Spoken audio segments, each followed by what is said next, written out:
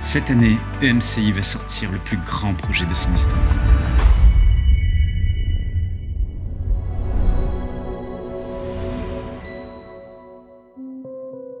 Les gens lisent de moins en moins la Bible, alors que nous passons en moyenne 4 heures par jour sur nos téléphones.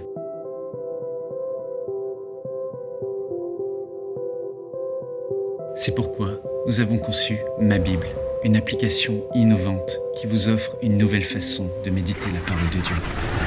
Imaginez-vous ouvrir votre Bible avec un enseignant assis à vos côtés qui vous aide à comprendre chaque passage que vous lisez.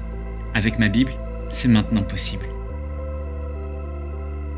Qu'est-ce que Jésus voulait dire à Nicodème par « il faut que tu naisses de nouveau » ? Il parlait ici du plus grand miracle qu'un homme puisse expérimenter. Et oui, nous nous sommes lancé le défi de commenter toute la Bible en vidéo. Ici, Jacques est en train de nous dire que la foi, ce n'est pas juste de croire que Dieu existe. La foi, c'est aussi faire ce que Dieu nous demande. Vous pouvez également étudier en profondeur un verset en particulier grâce à des outils de méditation et des ressources de qualité. Ma Bible est intelligente. Elle vous fait gagner beaucoup de temps avec son puissant moteur de recherche et son système de reconnaissance vocale. Quel est le passage où Jésus enseigne sur la prière ?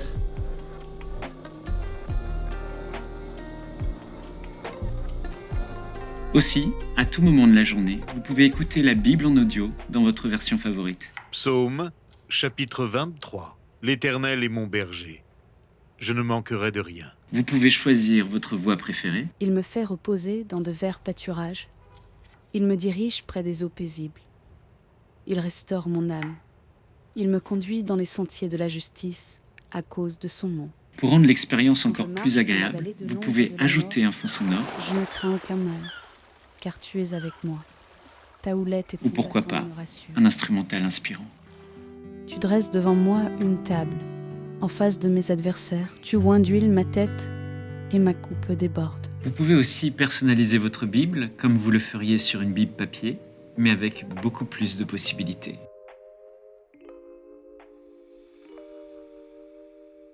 Une autre fonctionnalité que vous allez beaucoup apprécier est celle du parcours. Dès son ouverture, Ma Bible vous propose un parcours spirituel quotidien que vous pouvez entièrement personnaliser. Votre parcours commence avec une courte pensée qui vous encouragera. Fais confiance à Dieu, c'est la pensée que j'aimerais t'apporter aujourd'hui. Quelle que soit la situation que tu traverses, Dieu t'invite à lui faire confiance. Dans 1 Samuel 17, 37, il est dit « L'Éternel qui m'a délivré de la griffe du lion et de la patte de l'ours me délivrera aussi de la main de ce Philistin. » Aussi, le parcours vous propose une fonctionnalité unique qui vous permet de lire ou d'écouter la Bible à votre rythme. Vous pouvez sélectionner un plan existant ou créer le vôtre en fonction de vos objectifs. Pour cela, il vous suffit de choisir un ou plusieurs livres de la Bible et d'indiquer le temps dont vous disposez chaque jour. Un plan est généré. Et voilà, en seulement 28 jours, j'aurai écouté en entier les psaumes et les proverbes. Pour aller plus loin, vous pouvez ajouter à votre parcours nos études interactives. À travers de courts enseignements de quelques minutes, vous pouvez jour après jour étudier en profondeur chacun des livres de la Bible, comme cette étude passionnante du livre de l'Apocalypse que beaucoup ont du mal à comprendre. La Nouvelle Jérusalem est le cadeau suprême que le Seigneur Jésus-Christ donnera à tous ses rachetés. Vous pouvez même proposer à un ami nouvellement converti d'ajouter à son parcours cette formidable étude qui l'aidera à faire ses premiers pas dans la foi. Lorsque tu as reçu Jésus-Christ comme ton Seigneur et Sauveur, tous tes péchés ont été effacés. L'Esprit de Dieu est venu habiter en toi et tu es devenu un enfant de Dieu. Oui, mon ami, désormais, Dieu est ton Père céleste. Pour chaque étude, des quiz thématiques vous aideront à bien assimiler tout ce que vous avez écouté. Enfin, vous pouvez terminer votre parcours en passant un temps de qualité avec Dieu dans la prière.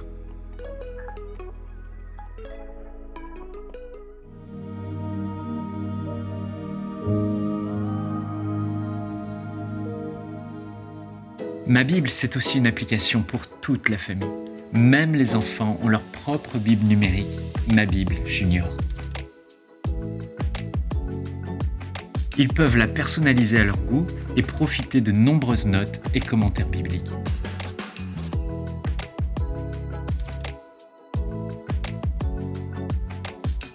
Notre vision est que les enfants puissent aimer Jésus de tout leur cœur. C'est pourquoi nous avons voulu donner vie aux plus belles histoires des évangiles à travers un tout nouveau concept de conte animé. Vous êtes prêts ? En dessous, c'est l'agitation. Quel culot ceux-là! Non mais quel manque d'éducation! Plutôt mal poli, ouais. Pire que des cambrioleurs! Ils vont tout casser! Et qui va payer les réparations? On aura tout vu! Au milieu du brouhaha, Jésus, lui, reste calme. Il n'a clairement pas les mêmes préoccupations que la foule. Suspense. Tout le monde attend qu'il parle. Mon ami, tes péchés te sont pardonnés. Les enfants pourront grandir dans leur foi tout en s'amusant grâce à un parcours quotidien adapté à leur âge. Ils seront encouragés par des récompenses qui leur permettront de collectionner des cartes de leurs héros préférés de la Bible. Ma Bible, c'est le projet le plus extraordinaire sur lequel j'ai eu à travailler. Et je crois sincèrement qu'il va révolutionner la vie de millions de personnes dans la francophonie et bien au-delà. Les fruits de la télévision sont déjà considérables, mais avec ma Bible, Dieu va élargir la vision et multiplier l'impact de MCI. À travers la diffusion de MCI TV sur satellite, nous apportons l'Évangile à des millions de foyers dans plus de 80 pays. Les vies sont restaurées, les malades sont guéris et les gens en grand nombre se tournent vers Jésus, mais il y a encore tellement de personnes à rejoindre. En fait, maintenant que nous sommes bien installés dans le centre MCI, nous voulons foncer plus que jamais afin de faire des nations des disciples.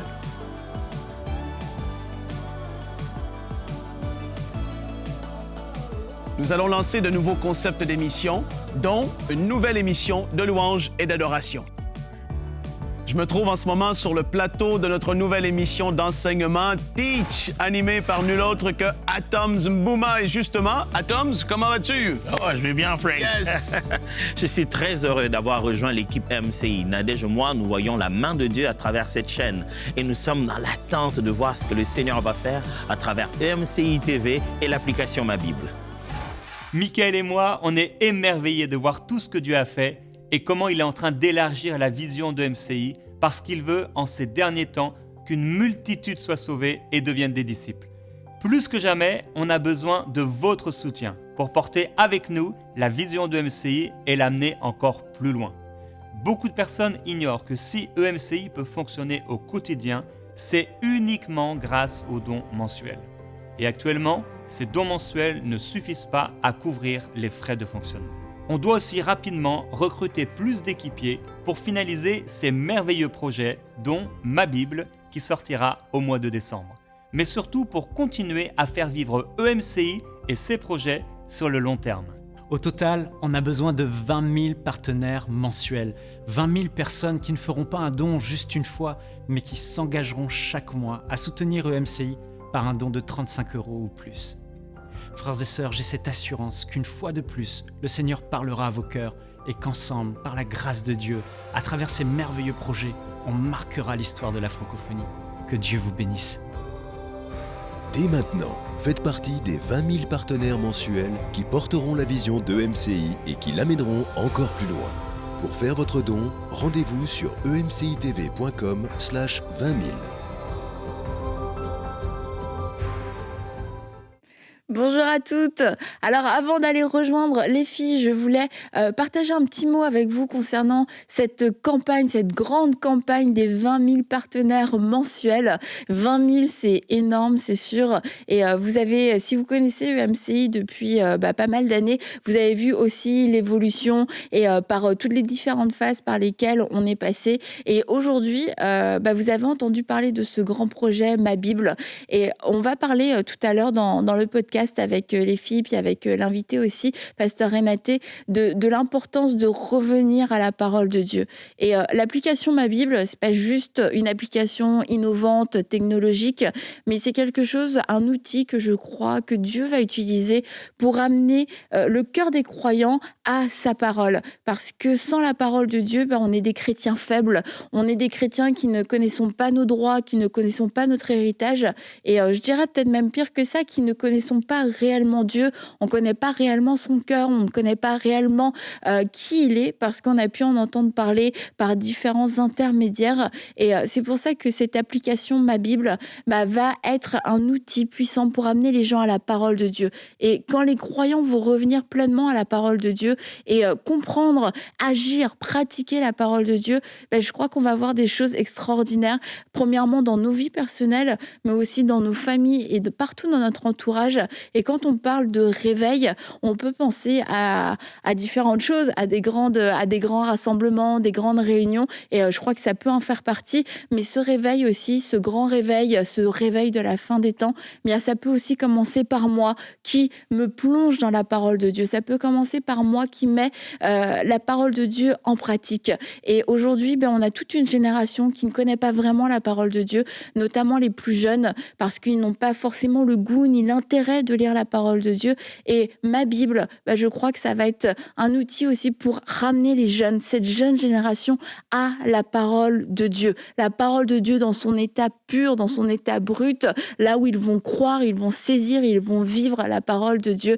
Alors c'est pour ça que c'est quelque chose, moi c'est un sujet, c'est un projet qui me tient particulièrement à cœur et particulièrement pour cette jeune génération qui a besoin de découvrir la parole de Dieu. Et faire partie de ces 20 000 partenaires mensuels, c'est faire partie de ce réveil de la parole accessible à tous, pouvoir communiquer la parole peut-être dans une forme, un format qui soit un peu plus attractif mais qui ne change pas la parole de Dieu. Et je veux vous remercier parce que c'est grâce à vous qu'on peut faire ce genre de choses. C'est grâce à vous que Dieu va pouvoir faire quelque chose d'extraordinaire à travers sa parole.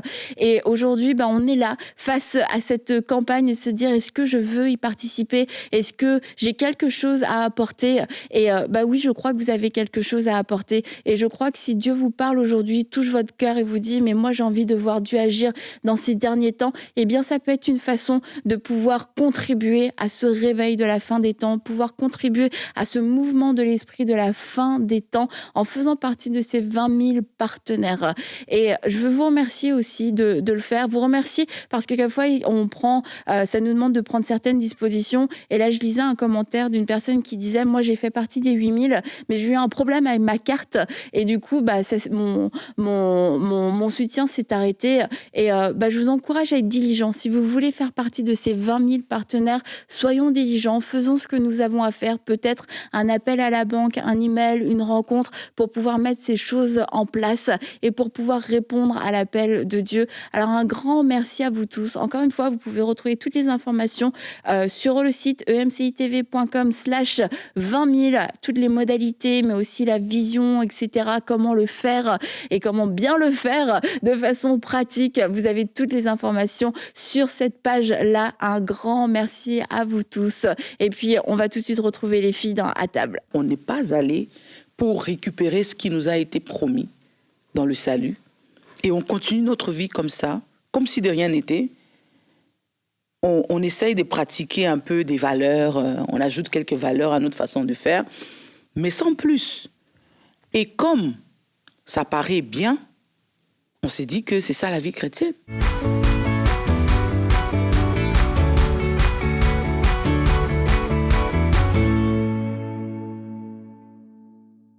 Bienvenue à vous, les filles. Bienvenue encore, Pasteur Renaté. On l'avait dit, un vendredi, aujourd'hui, on y est. Vendredi, on se lâche, c'est ça? Vendredi, on s'attend à quelque chose de lourd. Là, vendredi, Pasteur Renaté, le micro est à vous. Non, on s'est appelés et puis on discutait par rapport aux émissions. Puis là, vous m'avez partagé que vous aviez un sujet sur votre cœur. J'ai pas vraiment de titre pour ça, Annabelle. Tu vois, c'est comme la vie chrétienne. Ouais. Et j'ai trouvé que c'était un très bon sujet à aborder. Et après, j'en ai parlé avec Aurélie. Elle me dit, c'est exactement en ce moment aussi l'objet de ma méditation. Exactement. Et Laure Ah ben moi aussi. Hein. Ça tombe vraiment bien. Et c'est vrai que c'était un petit peu difficile de trouver un titre qui allait pouvoir tout regrouper ça. Mais je dirais c'est peut-être comment vivre aujourd'hui la vraie vie chrétienne sans la religion, sans tous les flaflas, les intermédiaires et tout. Juste revenir à la parole de Dieu, revenir à la Bible. Et ça peut sembler d'être une simplicité extrême. Et je pense que nous tous, c'est ce à quoi on aspire et quelquefois on a l'impression, c'est ça en fait, je pense qui est un petit peu traître sur ce sujet, c'est qu'on a tous l'impression qu'on vit quand on est chrétien, qu'on vit selon la parole de Dieu, mais... Jusqu'à ce qu'on la lise. Voilà, ça va être un point. Et ça, c'est quelque chose, Pasteur Renaté, qui depuis quelque temps vous anime. Oui, absolument. Au fait, c'est pour ça qu'on n'arrive pas à trouver des titres pour ça, parce que dans le fond, c'est vivre, tout simplement. Vivre sa vie, mais en étant vraiment un vrai chrétien. En fait. C'est pour ça qu'on n'arrive pas à trouver de titres, parce que c'est le quotidien, c'est pas juste une partie c'est pas juste une portion de ta vie dont on veut parler. Au fait, c'est vraiment ta vie au complet. Donc, il n'y a pas de titre pour ça, c'est la vie. Et quand on donne sa vie au Seigneur, on commence une nouvelle vie. Mais est-ce qu'on s'arrête pour vérifier vraiment si on l'a commencé, cette nouvelle vie-là? Est-ce qu'on le constate? C'est une grande question là qu'on pose. Oui, il faut qu'on se la pose, parce que sinon on se trompe par des faux raisonnements. On se trompe par des faux raisonnements. On n'a pas accès à... Au fait, l'accès est disponible, mais on n'est pas allé pour récupérer ce qui nous a été promis dans le salut. Et on continue notre vie comme ça, comme si de rien n'était. On essaye de pratiquer un peu des valeurs, on ajoute quelques valeurs à notre façon de faire, mais sans plus. Et comme ça paraît bien, on s'est dit que c'est ça la vie chrétienne. Ben non, c'est pas ça la vie chrétienne. Mais non. Qu'est-ce que c'est? Non, la vie chrétienne, c'est plus que ça. La vie chrétienne, c'est une vie de l'esprit. C'est une vie spirituelle. Ça veut dire que tout, on dit les choses passées sont en arrière, toutes choses sont devenues nouvelles. C'est pas seulement par rapport au péché. C'est par rapport au mode de fonctionnement. Hier, on fonctionnait selon l'âme, selon ce que l'âme nous poussait à faire, selon ce que la chair nous poussait à faire. Aujourd'hui, on doit être connecté au Saint-Esprit, entendre ce qu'il nous dit et qu'on le fait. Amen.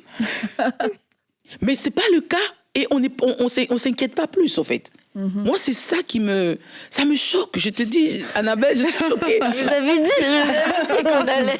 Je suis vraiment choquée parce que limite même l'environnement te conforte au fait que ta vie qui semble bien, c'est déjà suffisant, quoi. Tu vois? Et c'est vraiment une séduction de l'ennemi. On s'est laissé séduire par le diable. Alors qu'on a un trésor qui est juste derrière le rideau.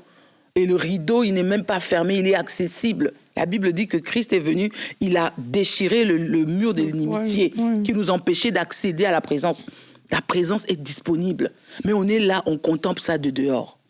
On continue à faire les choses par nos propres efforts. Et puis, on se séduit entre nous avec des mots religieux. Ah, moi, ça me... Ça me sort de moi, là. Je suis pas capable. Non, je t'assure. Et c'est un combat. Arrête de me séduire avec tes mots religieux. C'est un combat parce que, comme c'est des bonnes choses, tu vois, c'est ça c'est ça la complexité de la chose. Le fait que ça soit des bonnes choses, on a l'impression que c'est ça la vie chrétienne. Et n'oublie pas, il y a l'arbre du bien et du mal, et puis il y a l'arbre de la vie. Mais nous, on doit fonctionner dans l'arbre de la vie. Mais la plupart des chrétiens, on est dans l'arbre du bien et du mal. Et on applique plus le bien qui est dans l'arbre du bien et du mal. On est dans un peu comme dans une espèce de morale, de valeurs, des bonnes choses, etc. Mais pas cette vie de l'esprit, cette vie qui ne peut être vécue que à travers Jésus-Christ qui vit en nous et qui fait la différence finalement entre un disciple de Jésus-Christ et une bonne personne, parce qu'il y a des bonnes personnes en fait. Qui ne connaissent même pas et c'est là où tu te dis on est comme pareil. C'est pas péjoratif ce que je veux dire, mais c'est comme il y a quelque chose de supérieur qui devrait se dégager dégager de ma vie. Et c'est vrai, moi, je me fais quelquefois la réflexion que même des gens qui n'ont pas Jésus-Christ, ils sont meilleurs.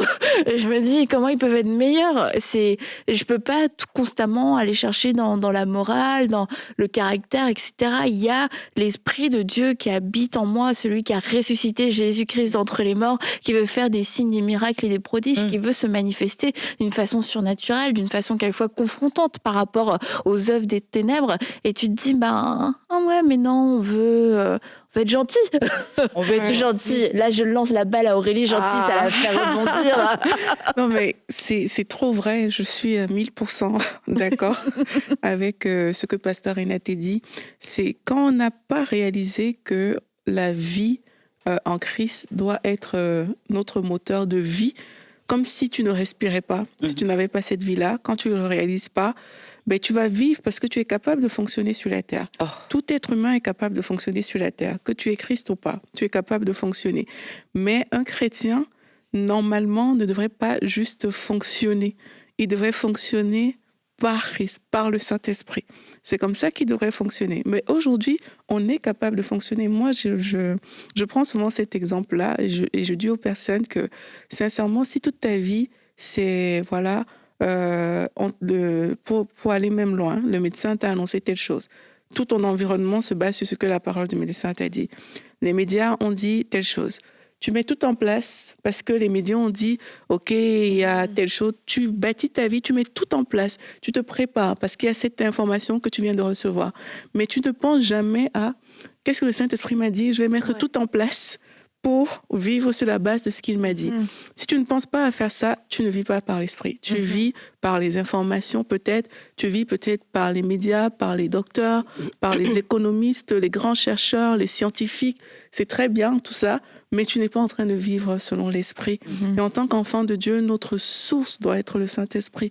Quand tu réalises que tes sources doivent être le Saint-Esprit, c'est comme une journée ne peut pas passer et tu ne demandes pas au Saint-Esprit qu'est-ce qu'il faut faire aujourd'hui, parce que c'est chez lui que tu dois aller puiser ta vie, tu dois aller puiser tes actions, ton mouvement, ton être, ta nature, tout ce que tu veux, tu dois aller puiser là. Et c'est sur la base de ce qu'il t'a dit que tu dois vivre et que tu dois fonctionner. Donc, c'est pas normal qu'on n'entende rien de Dieu et qu'on vive. Ça, c'est une vie anormale.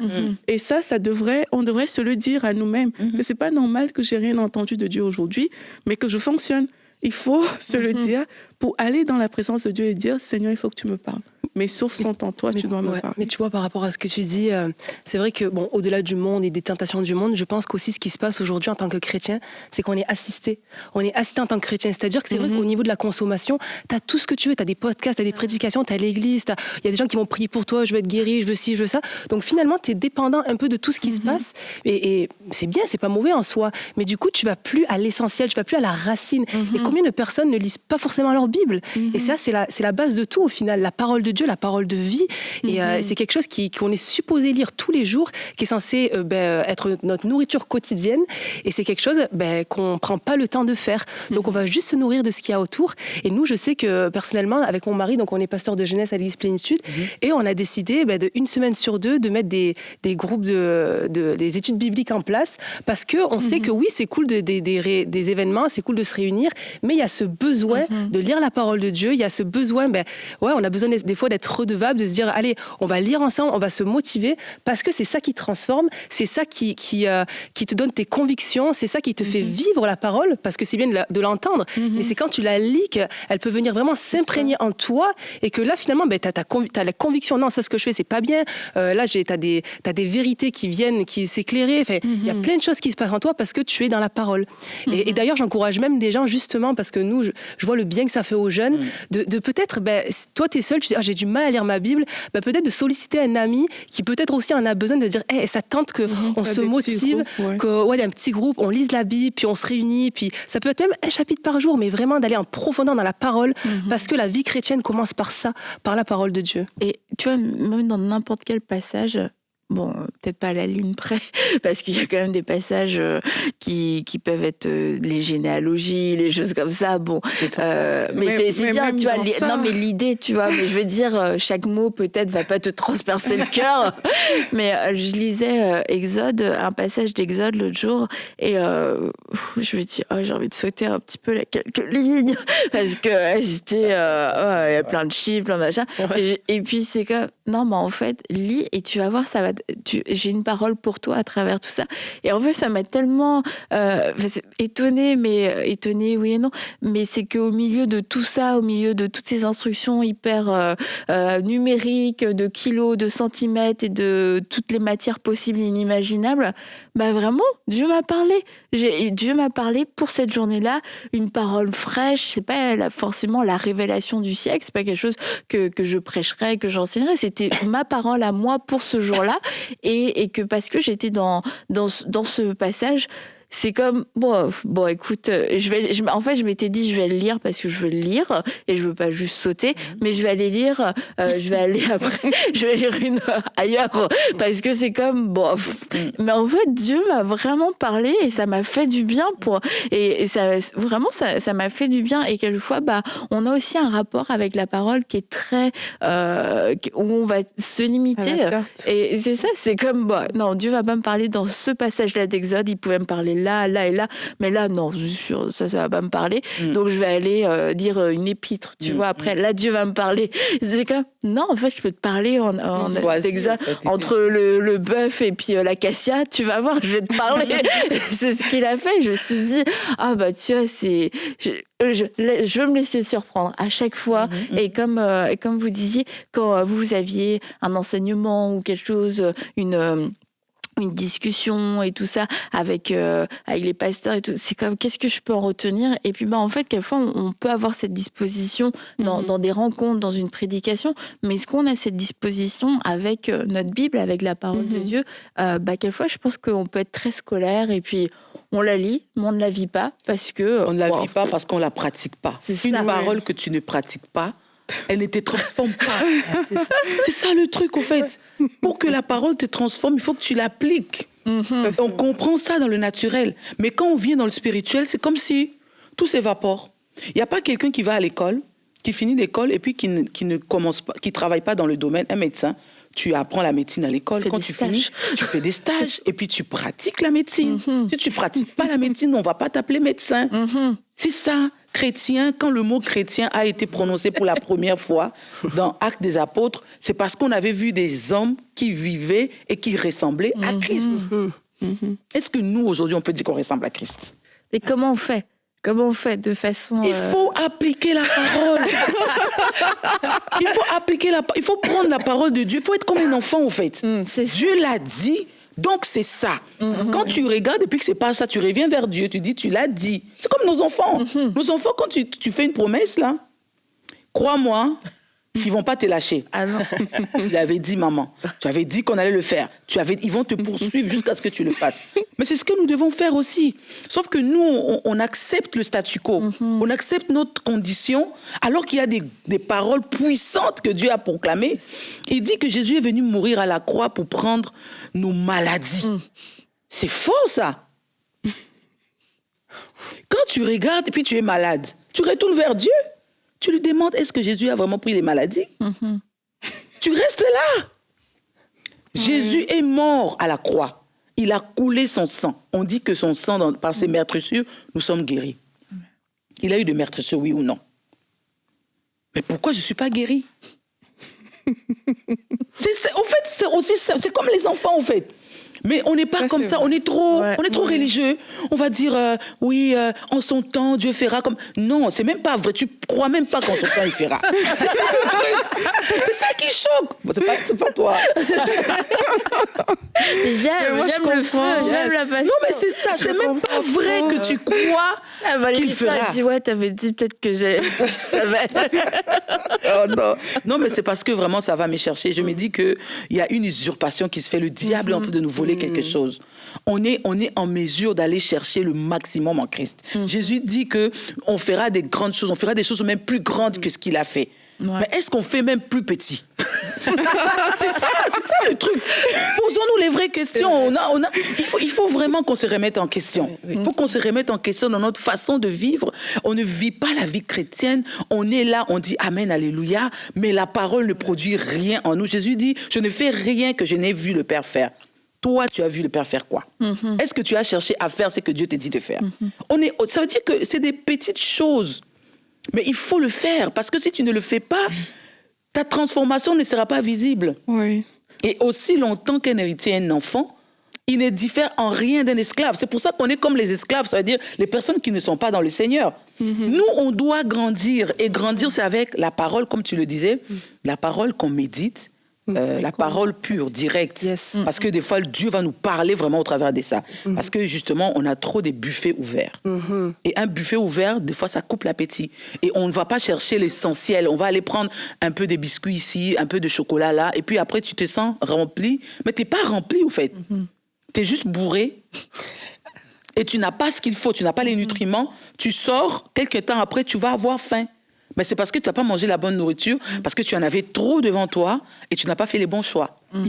Mais il faut apprendre. C'est pour ça que moi, j'encourage beaucoup les gens à vraiment choisis, reste, tu as ton pasteur là, écoute ton pasteur. Pratique d'abord tout ce qu'il t'a dit. Est-ce que tu as fini d'écouter ce qu'il t'a dit? Tu t'en vas partout, tu cherches, mais ça produit pas des fruits. On voit pas des fruits. On développe, c'est ce que tu disais tout à l'heure, la religion. Mais tu vas avoir affaire à des gens qui te sortent les versets bibliques à ne plus en finir. Moi, je dis toujours, peut-être que je ne veux pas te citer le verset tel qu'il est, mais crois-moi, si j'ai retenu une partie de ce verset-là, ça veut dire que j'ai décidé que je vais le pratiquer. Moi, si c'est pour que tu puisses faire la récitation des versets à ne plus en finir, et puis une éloquence qui n'en finit plus, et puis ta vie n'est pas changée, ça ne me donne rien. Moi, je veux voir ta vie changer. Je veux que tu changes, je veux que tu te révoltes, que tu t'élèves, tu dises non. Ma vie ne peut pas être comme ça. Amen. Parce que c'est pas... Quand Dieu nous regarde, il s'est dit, mais mes enfants, qu'est-ce qui se passe? On dit, le monde attend avec un ardent désir la révélation des fils. Tu penses que c'est comme ça qu'on est révélé? Ils attendent encore là. Et puis ça fait longtemps que ça a été écrit. Il y a des fils qui s'élèvent de temps en temps par la grâce de Dieu. Mais nous, on peut être cette génération-là. On peut vraiment décider de faire la différence. Refuser notre condition, n'est pas être satisfait de la dimension dans laquelle on est. Et aller chercher Dieu et dire, Seigneur, moi je veux vivre, je veux te vivre. Je veux vivre Christ. Je veux manifester Christ. Je veux être Christ. Je veux que la parole que je lis, je n'ai plus besoin d'aller voir la parole, mais quand on me voit, on réalise que ce qui est écrit là est vrai. Moi, je pense aussi que, en fait, la façon dont le monde chrétien fonctionne aujourd'hui, c'est comme si on fonctionne avec des grandes choses, des grands projets. Donc, on va faire appel à Dieu parce qu'il y a une grande chose à accomplir. Je vois un ministère, donc je vois tout de suite quelque chose de grand. Mais on ne voit pas les simples choses du quotidien. Ce qui fait qu'on va négliger une transformation, on va négliger la patience, on va négliger les fruits de l'esprit, les choses qui ont l'air simples, parce qu'il y a un but qui est grand, il y a un ministère à mettre en place, il y a des choses à accomplir pour le royaume, etc. Et on est trop focalisé là-bas. Mais quand on lit dans la parole de Dieu, moi, ça m'a frappé par rapport à ce qu'on est en train de dire. C'est quand Jean, il appelle les gens à la repentance. La Bible dit que mais les gens venaient, ils se repentaient, ils étaient transformés. Mais les pharisiens ont fait semblant de venir. Et c'est là où il leur a dit, mais race de vipères, enfin, je connais plus exactement le mot qu'il a dit, mais j'ai retenu race de vipères. Donc, en fait, on réalise qu'ils sont venus faire comme les autres, mais pas avec le bon cœur. Pourtant, ils étaient supposés être au-dessus quand même des autres. Donc, eux, ils regardaient à différentes choses. Ils voulaient peut-être tester est-ce que ce que Jean disait OK et tout, mais ils n'avaient pas le bon cœur pour le faire. Et quand tu continues à lire, tu vois, le ministère de Jésus a commencé. Et Jésus commence, heureux les pauvres en esprit, heureux les débonnaires, heureux ceux qui ont le cœur pur, etc. Mais on ne s'arrête jamais pour dire, est-ce que je suis pauvre en esprit? Est-ce que je suis débonnaire? Est-ce que j'ai un cœur pur? Est-ce que pourtant, c'est ces paroles qu'il a données? Mais on est plus focalisé sur qu'est-ce que je peux faire pour le royaume? Qu'est-ce que je peux faire? Mais les paroles qu'il a dit pour être heureux, pour vivre, c'est comme si on ne s'arrêtait pas dessus. Et on a besoin de s'arrêter sur ces paroles-là. On a besoin de dire, OK, si Jésus a dit ne jugez pas afin que vous ne soyez pas jugés, j'ai besoin de faire un check-up. Est-ce que moi je suis quelqu'un qui juge? Comment je peux faire pour devenir cette parole, comme on a dit tout à l'heure? Et c'est quand on va s'arrêter sur ces petites choses-là, on a parlé de la fidélité dans les petites choses d'autres jours, qu'on va s'arrêter sur ces petites choses-là, ben là, on sera taillé sur mesure pour de plus grandes choses avec Dieu. Mais quand les petites choses sont négligées parce qu'on a la connaissance, la Bible dit que ça enfle l'orgueil, on a plein de versets bibliques, mais dans ton caractère, on ne le voit pas. Ce que tu lis, on peut pas le voir ailleurs que dans ton faire. On le voit pas sur toi, dans ta vie. On le voit peut-être dans le fait que tu serves. Quand on le voit pas dans ton caractère, pose-toi la question, est-ce que je suis vraiment à l'image de Christ? Est-ce que je le ressens vraiment? Est-ce que je mets vraiment en pratique cette parole? Et on ne dit pas ça pour condamner, hein. Sincèrement, je veux quand même le dire.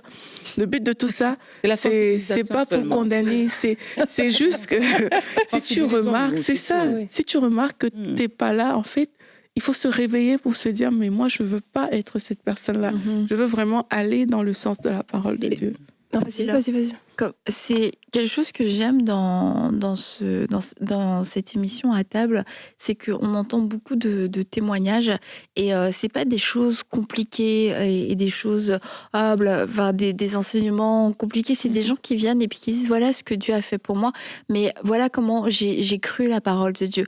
Et quelquefois, tu te rends compte que oui, le chemin n'était pas facile parce que y a une chair, il y a des émotions, mais que des personnes qui ont pris la parole, qui ont pris les promesses et qui se les sont appropriées sont sorties de situations impossibles, sont sorties de situations compliquées. Et moi, à chaque fois, j'aime entendre et voir la foi de ces personnes, une foi qui était simple, une foi qui... Ok, tu as dit ça. Je pense à Rachel qui avait fait une dépression postpartum. Elle a dit cette parole qui lui avait parlé, tu trouveras des trésors dans les ténèbres. C'est-à-dire, moi je suis dans les ténèbres, j'ai besoin de trouver un trésor, je vais trouver un trésor. Et elle s'est relevée comme l'autre sœur qui était dans son fauteuil roulant depuis plus de 20 ans. Elle s'est relevée, Jésus l'a guérie. Et d'autres témoignages, Karen qui a été trompée par son mari et qui a fait le choix de pardonner parce que Dieu lui a dit pardonne. Jusqu'au fond de tes entrailles, pardonne, et de dire ok, c'est ça la parole qui m'est adressée, c'est ça la parole que je lis, et j'ai le choix de m'illusionner, de me tromper par plein de faux raisonnements, parce qu'en plus mes émotions peuvent me dire tellement de choses, puis de voir que ces femmes ont pris la décision de croire la parole telle qu'elle était, et comment Dieu a agi après. Moi, à chaque fois, je trouve ça merveilleux. Élie aussi, qui était venue pour faire sur comment prendre soin de son corps. J'ai trop aimé Élie parce qu'elle était hyper rafraîchissante, et ce qui était rafraîchissant chez elle, c'était son amour pour Dieu.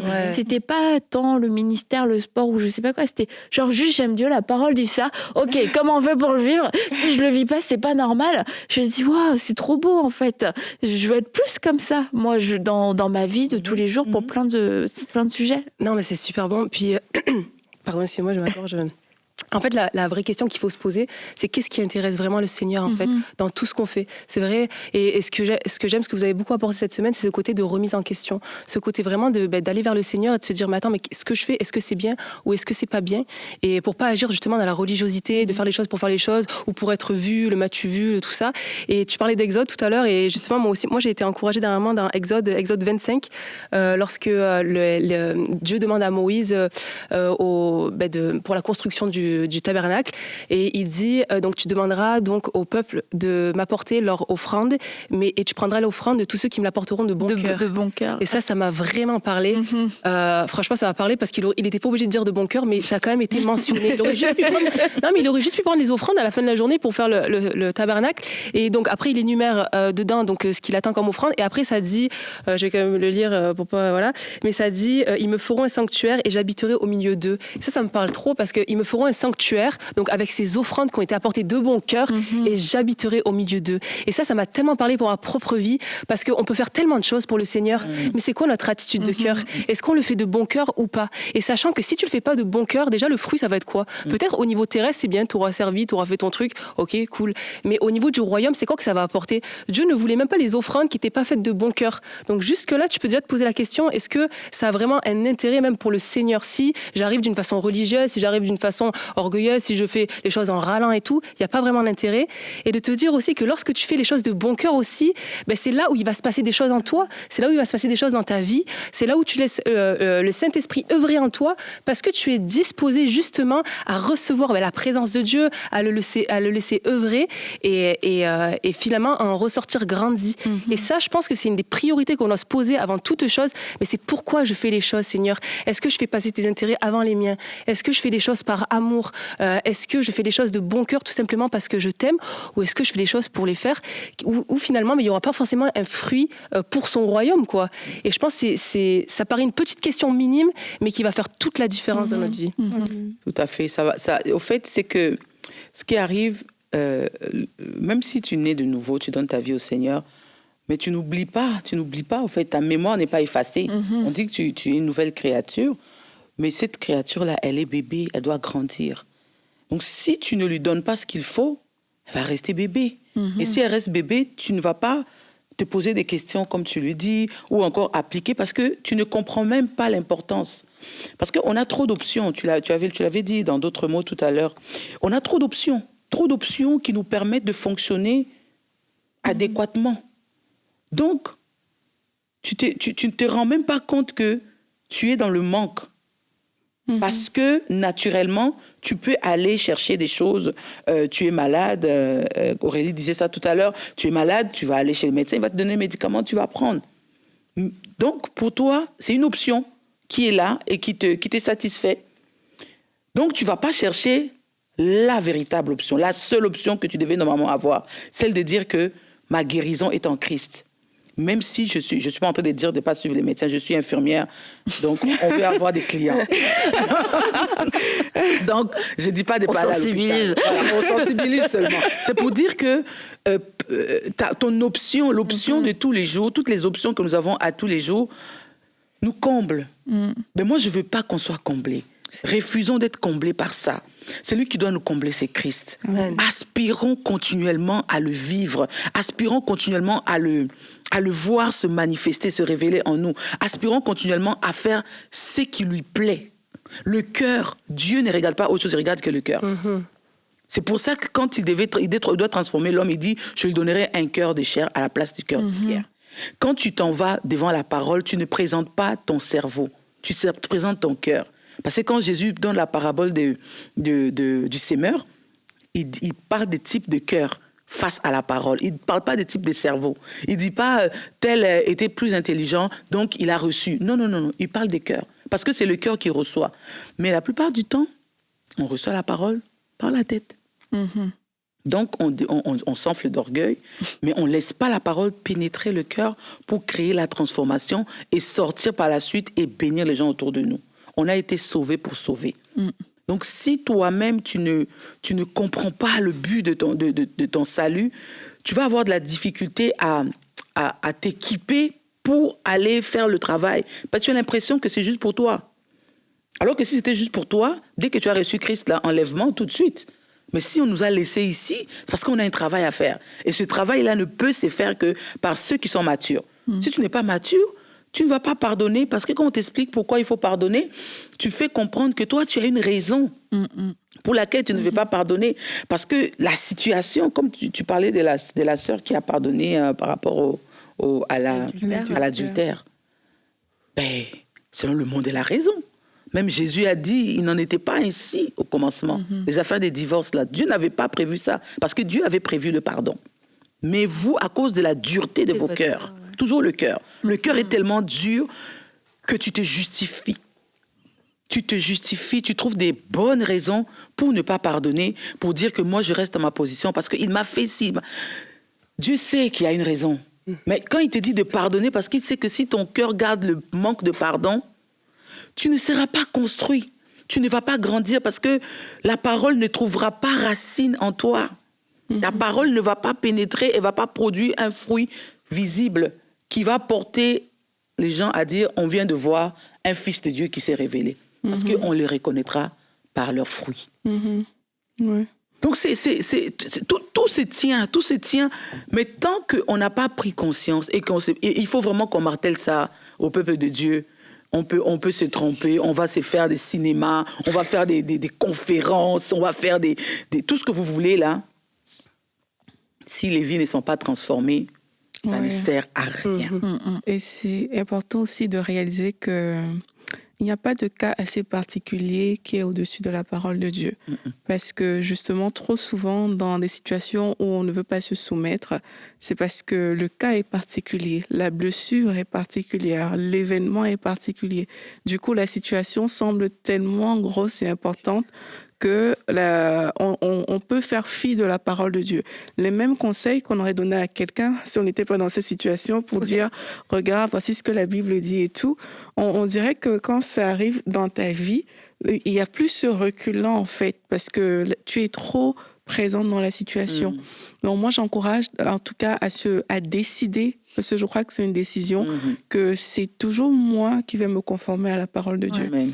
C'est pas à la parole de s'ajuster. C'est toujours moi qui dois me conformer. S'il y a quelque chose, même si je ne comprends pas tout, je veux pas d'abord chercher à comprendre, je veux d'abord chercher à me conformer à la parole de Dieu. Et ça, je crois que c'est une décision à prendre, de regarder la parole de Dieu, regarder à Dieu et de dire, Seigneur, même quand je ne comprendrai pas, je choisis de me conformer.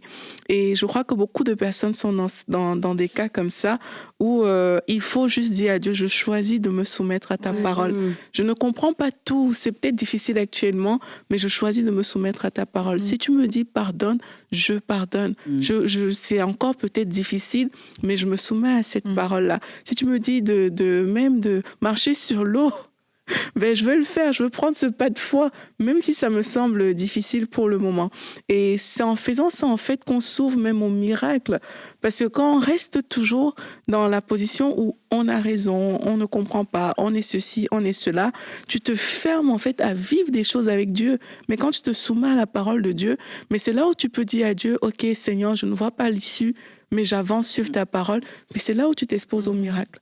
S'il fallait attendre de voir l'issue, ben Pierre n'aurait vu que l'eau, le doute, mais il avance quand même sur sa parole et c'est ça qui lui permet de marcher là où naturellement on ne peut pas marcher. Ou encore exprime ton incapacité. On ne dit pas qu'on va être capable.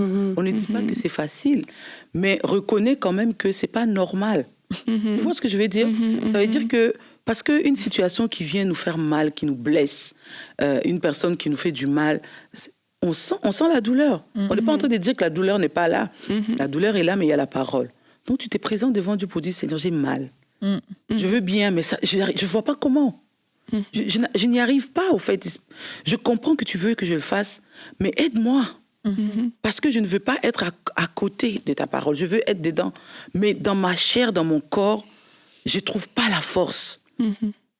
Là, tu n'es pas en train de justifier. Là, tu es en train de reconnaître ton incapacité. Mais souvent, le problème, c'est qu'on ne reconnaît pas notre incapacité. Limite, on va mettre un maquillage, la religion.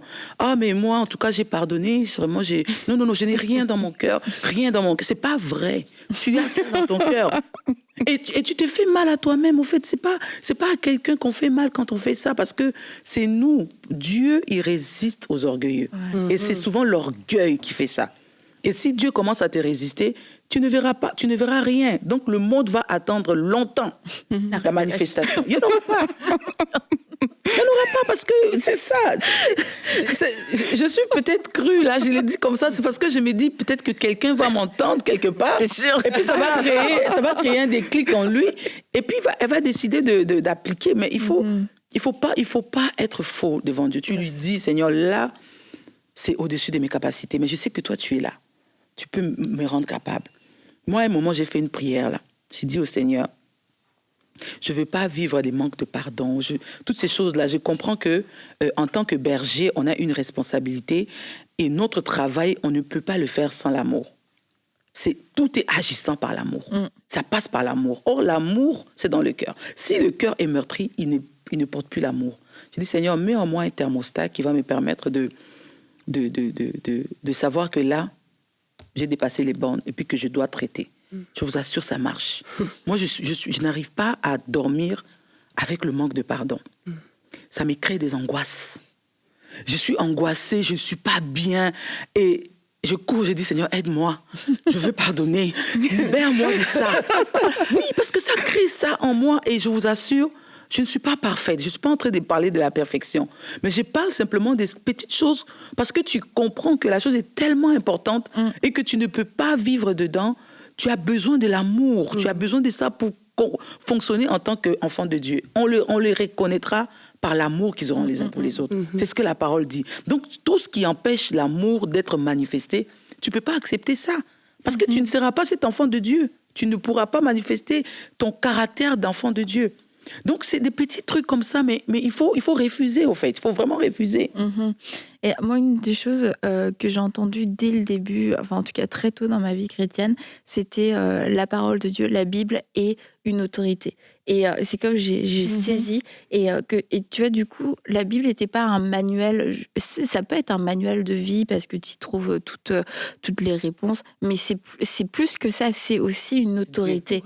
Et du coup, j'ai besoin de me soumettre et que quoi qu'il arrive, que je lise, que je comprenne, que je ne comprenne pas, c'est la parole de Dieu a raison. Parce que c'est la parole de Dieu. C'est pas la parole d'un homme. Et quelquefois, même quand on veut contester avec la parole de Dieu, d'un seul coup, c'est plus la parole de Dieu. C'est Paul a dit que. Mais, du coup, quand Paul a dit. C'est aussi un homme. Hein. Oui, Pierre a dit que. Et tu vois, quand tu commences à être dans ce genre de discours, est-ce que tu n'es pas en train d'essayer de te protéger, de protéger toi-même un manquement, quelque chose que tu ne vis pas dans la parole de Dieu? Et en tout cas, moi, ça m'a beaucoup aidé d'avoir ce rapport d'autorité, de soumission envers la parole de Dieu, et puis aussi de foi, de dire, comme vous l'avez dit, si c'est écrit, c'est que c'est vrai. Donc, je sais pas trop le comment du pourquoi, mais c'est vrai. Donc, Seigneur, fais-le. Et quelquefois, on va devant Dieu avec nos incapacités, mais le fait de croire simplement la parole de Dieu, on ne pourrait pas expliquer forcément comment ça va faire. Pourquoi est-ce que quand je vais la déclarer, pourquoi est-ce que d'un seul coup, je vais me sentir libérée? Quelquefois, tu peux pas vraiment l'expliquer. C'est de croire. Sa parole est vivante, elle est agissante, et je vais la croire, et puis elle va faire son effet. Elle va porter son fruit, elle ne retournera pas, elle va porter son fruit, elle va être agissante. Et on pourrait l'expliquer de mille et une façons, mais juste de le croire qu'elle agit, voilà, en fait, c'est tu mets de l'eau sur toi, t'es mouillé, tu manges la parole, et bien t'es transformé, t'es nourri, la parole grandit en toi, puis te transforme. Et puis merci de nous avoir sensibilisés, Pasteur Renate, et je pense que nous toutes, ça nous remet face à Dieu lui-même, et puis de se dire, est-ce qu'il n'y a pas des choses qui sont du maquillage et qui sont de la religiosité? Est-ce que j'ai été séduite par des mots religieux? Et de revenir à cette foi d'enfant qui va faire que je vais marcher avec l'Esprit de Dieu et le manifester, parce qu'on ne veut pas attendre. On ne veut pas faire attendre la création trop longtemps non plus. Non, on va être ponctuel dans notre appel. Donc, merci beaucoup, Pasteur Renate. C'était un plaisir d'avoir passé cette semaine avec vous.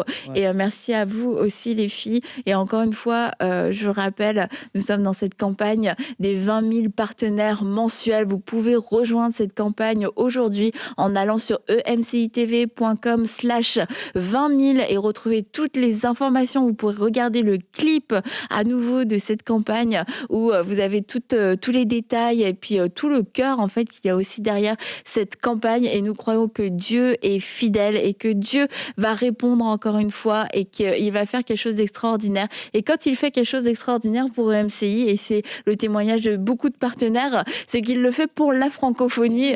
Et moi, ça me réjouit toujours de pouvoir entendre ce genre de choses. On a réussi, on l'a fait ensemble. Et c'est vrai, encore une fois, on va le faire ensemble par la grâce de Dieu. Alors, merci à vous tous. Bon week-end. À bientôt. Bye bye.